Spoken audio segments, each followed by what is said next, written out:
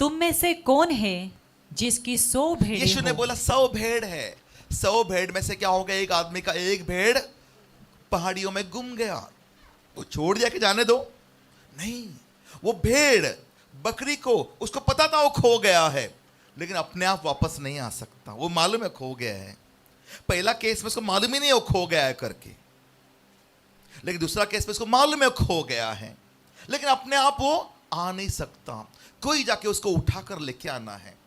यीशु ने बोला तुम में से ऐसा कौन है जिसका 100 भेड़े हो और उनमें से एक खो जाए तो 99 को जंगल में छोड़कर उस खोई हुई को जब तक मिल न जाए खोजता न रहे। उसके बाद खोजते रहता है, और उसके बाद और जब मिल जाती है तब वह बड़े आनंद से उसे कंधे पर उठा लेता है और घर में आकर मित्रों और पड़ोसियों को इकट्ठा करके कहता है, मेरे साथ आनंद करो क्योंकि मेरी खोई हुई भेड़ मिल गई है। कई लोग हैं इस पृथ्वी पर जो जानते वो खो गए हैं, मालूम है उनको, मालूम है हम श्राप में हैं, लेकिन श्राप से आशीर्वाद में चलकर नहीं आ सकते हैं। उन्हें भी कुछ लोग हैं मदद करने वाले लोग, और उनको श्राप का जीवन से व्यवस्था विवरण डिट्रोनॉमी चैप्टर 15 वर्स 68 के वचन के बीच में श्रापित लोग हैं, उन्हें मालूम है हम यहाँ पर है, उन्हें निकाल कर यहाँ पर लेके आते हैं, आशीर्वाद में लेके आते हैं। ऐसा लाने से क्या होता है? मैं तुमसे कहता हूँ कि इसी रीति से एक मन फिराने वाले पापी के विषय में भी स्वर्ग में इतना ही आनंद होता है। स्वर्ग में इतना ही आनंद। हर एक लोग जो श्राप से आशीर्वाद में आते हैं, स्वर्ग में आनंद होता है। अभी यहां पर हम लोग सब लोग हैं। हम लोग कौन से कैटेगरी में आते हैं? पहला वाला जो क्या है कि एक आदमी है जो खो गया है, उसको मालूम नहीं वो खो गया है, हमने उसका दृश्य देखा टीवी पर। और दूसरा क्या है, जो ड्रग एडिक्ट है, या तो एक कोई स्त्री है जो वेश्या है, या तो कोई ऐसा जो चोर है, या जो उसको मालूम नहीं वापस कैसे आने का, उनको मदद की जरूरत है। लेकिन यीशु ने और एक तीसरा जो कैटेगरी वो भी बताया, और वो क्या बोला? वो ऐसा है कि एक पिता के पास, अभी आप लोग 11 वचन से चलो। फिर उसने कहा, किसी मनुष्य के 2 पुत्र थे। उनमें से छोटे ने पिता से कहा, हे पिता, संपत्ति में से जो भाग मेरा हो वह मुझे दे दीजिए। उसने उसको अपनी संपत्ति बांट दी। बहुत दिन न बीते थे कि छोटा पुत्र सब कुछ इकट्ठा करके उस देश को चला गया और वहां कुकर्म में अपनी संपत्ति उड़ा दी। जब वह सब कुछ खर्च कर चुका तो उस देश में बड़ा अकाल पड़ा और वह कंगाल हो गया। इसलिए वह उस देश के निवासियों में से एक के यहाँ जा पड़ा। उसने उसे अपने खेतों में सूअर चराने के लिए भेजा, और वह चाहता था कि उन फलियों से जिन्हें सूअर खाते थे अपना पेट भरे, और उसे कोई कुछ नहीं देता था। जब वह अपने आपे में आया तब कहने लगा, मेरे पिता के कितने ही मजदूरों को भोजन से अधिक रोटी मिलती है और मैं यहाँ भूखा मर रहा हूँ। मैं अब उठकर अपने पिता के पास जाऊँगा और उससे कहूँगा कि पिताजी, मैंने स्वर्ग के विरोध में और तेरी दृष्टि में पाप किया है। अब इस योग्य नहीं रहा कि तेरा पुत्र कहलाऊं। मुझे अपने एक मजदूर के समान रख ले। तब वह उठकर अपने पिता के पास चला गया। वह अभी दूर ही था कि उसके पिता ने उसे देखकर तरस खाया और दौड़कर उसे गले लगाया और बहुत चूमा। पुत्र ने उससे कहा, पिताजी, मैंने स्वर्ग के विरोध में और तेरी दृष्टि में पाप किया है और अब इस योग्य नहीं रहा कि तेरा पुत्र कहलाऊं। परंतु पिता ने अपने दासों से कहा, झट अच्छे से अच्छा वस्त्र निकाल कर उसे पहनाओ और उसके हाथ में अंगूठी और पाँव में जूतियाँ पहनाओ, और पला हुआ पशु लाकर मारो ताकि हम खाएं और आनंद मनाएं। क्योंकि मेरा यह पुत्र मर गया था, फिर जी उठा है, खो गया था, अब मिल गया है। और वे आनंद करने लगे। परंतु उसका जेठा पुत्र खेत में था।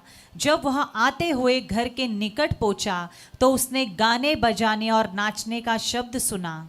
अतः उसने एक दास को बुलाकर पूछा, यह क्या हो रहा है? उसने उससे कहा, तेरा भाई आया है और तेरे पिता ने पला हुआ पशु कटवाया है, इसलिए कि उसे भला चंगा पाया है। यह सुनकर वह क्रोध से भर गया और भीतर जाना न चाहा, परंतु उसका पिता बाहर आकर उसे मनाने लगा। उसने पिता को उत्तर दिया, देख, मैं इतने वर्ष से तेरी सेवा कर रहा हूँ और कभी भी तेरी आज्ञा नहीं टाली, तो भी तूने मुझे कभी एक बकरी का बच्चा भी नहीं दिया कि मैं अपने मित्रों के साथ आनंद करता। परंतु अब तेरा यह पुत्र, जिसने तेरी संपत्ति वेश्याओं में उड़ा दी है, आया तो उसके लिए तूने पला हुआ पशु कटवाया। उसने उससे कहा, पुत्र, तू सर्वदा मेरे साथ है और जो कुछ मेरा है वह सब तेरा है, परंतु अब आनंद करना और मगन होना चाहिए, क्योंकि यह तेरा भाई मर गया था, फिर जी उठा है, खो गया था, अब मिल गया है। एक धनवान आदमी, उसका 2 बच्चे लोग थे। छोटा बेटा ने क्या बोला, मेरा संपत्ति मुझे दे दो हिस्से का। पिता ने बोला, नहीं ऐसा मत करो, लेकिन अपना संपत्ति लेकर वो चला गया, पूरा उड़ा दिया वेश्याओं में। दोस्त लोग सब थे, खा पी कर जुआ में उड़ाया होगा। आखिर ऐसा दिन आ गया, पूरा खत्म हो गया और वो देश में जहां पर गया वहां पर अकाल भी पड़ गया। उसके बाद कुछ नहीं खाने को मिला। उसने एक नौकरी ढूंढा, एक काम मिला, सूअर को खाना खिलाने का काम खेत में। उसे बहुत भूख लगता था, उसको लगता था कि सूअर का खाना मैं खा लूं। वो समय में वो अपने आप में आ गया, ओह, मेरा पिताजी का घर मैंने छोड़ा, कुछ दिन तो मजा आया, लेकिन आज मुझे सूअर का खाना खाने का समय आ गया। और 17वां वचन में क्या लिखा हुआ है, वो अपने आप में आ गया। उसने दृश्य देखा, ओह, मैं श्राप में हूं। हमने 3 कैटेगरी के लोग देखा। सिक्का जो गुम गया है, उसको पता नहीं वो गुम गया है, परमेश्वर ने उसके लिए भी व्यवस्था किया है श्राप से आशीर्वाद में लाने का। और जो दूसरी कैटेगरी लोग हैं, उनको भी मालूम है वो गुम गए, उनको मालूम है गुम गए, लेकिन वो वापस नहीं आ सकते हैं, उन्हें कुछ सहाय की जरूरत है। तीसरा कैटेगरी के लोग हैं, उन्हें मालूम है वो श्राप में हैं और वो खुद चल के भी आ सकते हैं, फिर वो श्राप से आशीर्वाद में क्यों नहीं आते हैं? क्योंकि अभी तक वो समझते हैं मेरा यही जीवन है। लेकिन आज परमेश्वर आपको बता रहे हैं, मेरा बेटा, मेरा बेटियां, आज आप लोग श्राप में हो, आप चाहे तो आप आशीर्वाद में भी आ सकते हो, तुम्हारे पिता के घर में वापस आ सकते हो।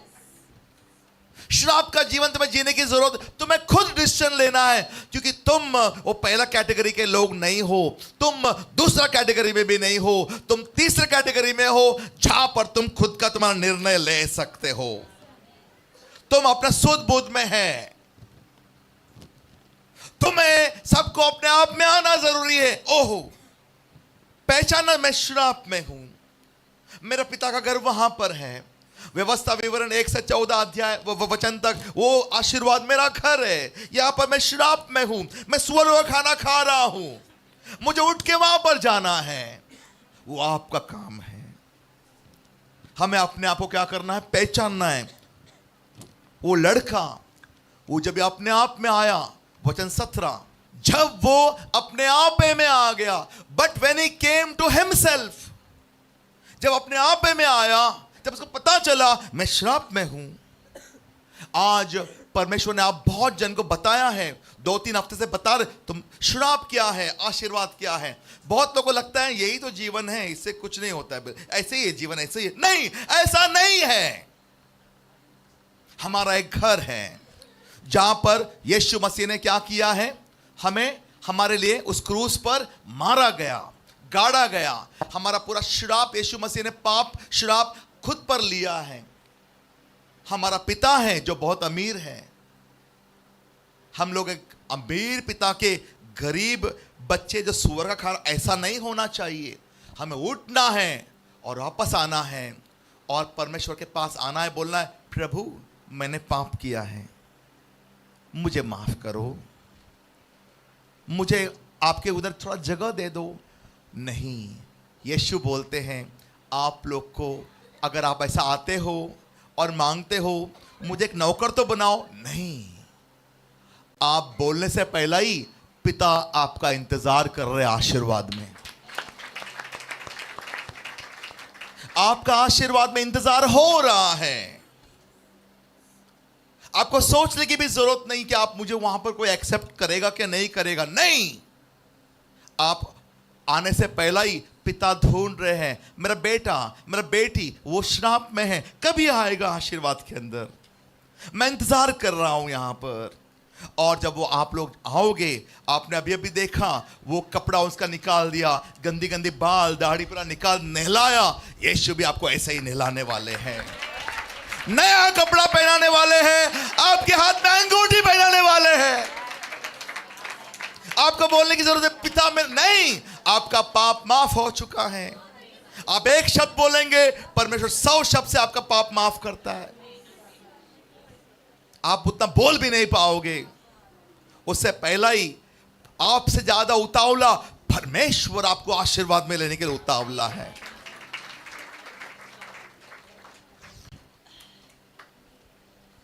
आप लोग सब लोग अपने आप में आ गए हो।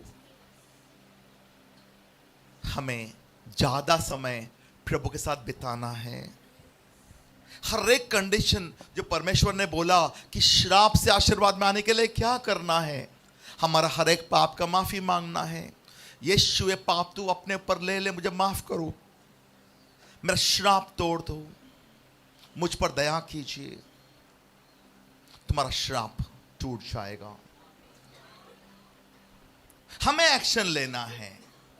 हम वो खोया हुआ जो क्या बोलते हैं उसको, सिक्का नहीं है, हम खोया हुआ भेड़ या वो भी नहीं है। हम लोग तीसरा, हम खोए हुए पुत्र हैं जो श्राप में हैं। हमें अपने आप में आना है और वापस आना है। यीशु जब ये तीनों दृष्टांत लूक 15वां अध्याय बात कर रहे थे, यीशु व्यवस्था विवरण 28वां अध्याय के बारे में बात कर रहे थे। यहां पर पिता का घर भी है, 1 से लेकर 14 वचन तक, डिटोम चैप्टर 28, और श्राप भी हैं, वो जगह जहां पर सुअर का खाना खा रहे लोग, 15 से लेकर 68 वचन तक, वो भी है। हमें श्राप से आशीर्वाद में आना हमारा काम है। यीशु मसीह ने मुझे बड़ा अधिकार दिया है। परमेश्वर, what ever words I speak God, put life and power in my words in the name of Jesus. सब लोग मेरे पीछे प्रार्थना बोलिए। प्यारे परमेश्वर, यीशु मसीह के नाम से जो मैंने पाप किया है, मेरे माँ बाप ने पाप किए हैं, मेरे पूर्वजों ने पाप किया है, जो मुझ पर आया है, यीशु पर डालकर मुझे माफ कर दीजिए और मेरा श्राप यीशु पर डाल दीजिए, और आशीर्वाद, जो यीशु का आशीर्वाद वो मुझे चाहिए। यीशु मसीह के नाम से हर एक श्राप मेरे जीवन में, मेरे शरीर आत्मा प्राण में, यीशु के नाम से मैं तोड़ देता हूँ। यीशु के नाम से मैं तोड़ देती हूँ। हर दुष्ट आत्माएं, हर बीमारी मुझे छोड़ कर जाओ। हर गरीबी, हर कर्जा, हर जादू मंत्र, यीशु के नाम से तुम्हारा अधिकार, तुम्हारा श्रीखंचा मेरे ऊपर से यीशु के नाम से मैं तोड़ देती हूँ। हर एक श्राप, हर एक जादू मंत्र, हर एक गरीबी, हर एक कर्जा, तेरा पकड़ मेरे जीवन के ऊपर से यीशु के नाम से तोड़ देती हूँ। यीशु के नाम से तोड़ देती हूँ। हर एक श्राप यीशु के नाम से निकल जाओ। यीशु के नाम से निकल जाओ। यीशु के नाम से। अब मैं आपको आशीर्वाद देने वाला हूं, ठीक है? God, I pray now whatever words I speak, put life and power in my words in the name of Jesus. यीशु मसीह के नाम से आप लोग सभी लोग आजाद हो जाओ यीशु मसीह के नाम से। हे मेरा बेटा, है मेरी बेटी, आजाद हो जाओ यीशु मसीह के नाम से। आजाद हो जाओ यीशु मसीह के नाम से। आजाद हो जाओ यीशु मसीह के नाम से। आजाद हो जाओ यीशु मसीह के नाम से। आजाद हो जाओ यीशु मसीह के नाम से। आजाद हो जाओ यीशु मसीह के नाम से। आजाद हो जाओ। किससे आजादी? हर एक जादू मंत्र से, हर एक श्राप से, हर एक गरीबी से, हर एक बंधन से, हर एक पाप से, हर एक जो भी बंधन है आपके जीवन में, आजाद हो जाओ यीशु के नाम से। आजाद हो जाओ। आपको ऐसा लगता है बेइज्जती से आजाद हो जाओ। किससे आपको आजाद होना है वो बोलो और उससे आजाद हो जाओ यीशु मसीह के नाम से। आजाद हो जाओ।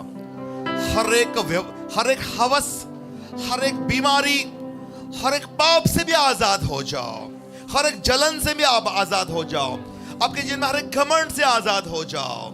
आजाद हो जाओ यीशु मसीह के नाम से। आजाद हो जाओ यीशु मसीह के नाम से। आजाद हो जाओ यीशु मसीह के नाम से। आजाद हो जाओ यीशु मसीह के नाम से। आजाद हो जाओ यीशु मसीह के नाम से। आजाद हो जाओ यीशु मसीह के नाम से। आजाद हो जाओ। आप लोग आजादी हो रहा है आपका। आजाद हो रहे हो। Be free in the name of Jesus. Be free. Be free. In the name of Jesus, be free. Thank you, God. Thank you.